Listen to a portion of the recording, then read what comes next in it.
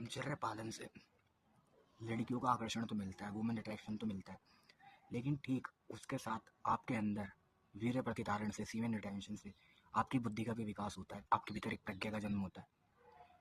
वो प्रज्ञा कुछ इस प्रकार है, जैसे कोई लड़की आपकी तरफ आकर्षित भी हो रही है, आपका मन भी कह रहा है बात करने के लिए, तो आपके मन में खुद ही विचार आने लगेगा कि मैंने इससे बात करी, हाय हेलो हुआ, कि आप कैसे हो, मैं कैसा हूँ, इतनी बात हुई। उसके बाद आगे बस उतनी बात मैं किसी और से भी कर सकता हूँ, अपने दोस्त से ही कर सकता हूँ। तो उसके लिए क्यों किसी के पास जाना?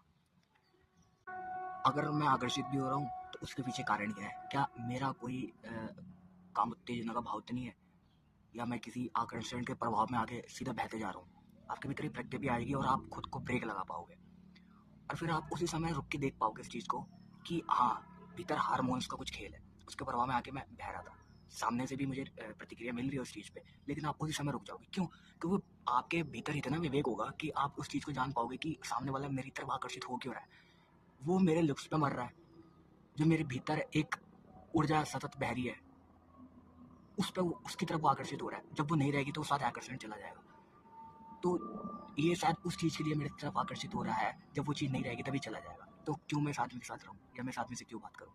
तो आपके भीतर इस तरीके की प्रज्ञा का जन्म भी हो जाएगा, और सामने वाला आपकी तरफ आकर्षित भी होगा, तो आपको एक भाव बना रहेगा कि यार मैं अगर ब्रह्मचर्य के मार्ग में आया हूँ तो मैं इन चीज़ों से दूर रहने के लिए तो आया हूँ। अगर मेरे को सामने से भी ऑफर मिल रहा है तो मुझे एक्सेप्ट नहीं करूँगा, क्योंकि वो मुझे पता है कि मेरे भीतर जो ऊर्जा मैं संचित कर रहा हूँ उसका प्रभाव है। तो आप खुद इन चीज़ों से दूर हो जाओगे।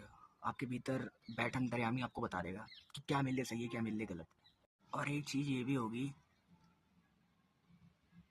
कि आप अपने जीवन में किसे आने देना है, किसे नहीं आने देना, उसका भी आप चयन कर पाओगे। चाहे आपका दोस्ती क्यों ना हो, चाहे आपकी गर्लफ्रेंड ही क्यों ना हो, चाहे होने वाली पत्नी क्यों ना हो। क्योंकि आपको पता है, जब मैं खुद पे ध्यान दे रहा हूँ तो मैं सुबह 4 बजे उठ रहा हूँ, और मेरे जीवन में एक लड़की मेरी तरफ जो आकर्षित भी हो रही है, मैं उसकी तरफ बह रहा हूँ, वो 10 बजे सो के उठती है। कोई तालमेल ही नहीं है। मैं खा रहा हूँ सात्विक खाने जिसमें प्याज नहीं है, लहसुन नहीं है, बाहर का खाना ऑफ कर दिया बिल्कुल। अब वो कह रही है मुझे शाम को मोमो खाने, चाउमीन खानी है, बर्गर खाना है। अब आप शाम को माला लेके बैठे, वो कह रही बेबी मेरे को घूमने जाना है। तो इस प्रकार से आपको साफ साफ पता लग जाएगा कि किस किस कैटेगरी के लोग आपकी आंखों के सामने हैं।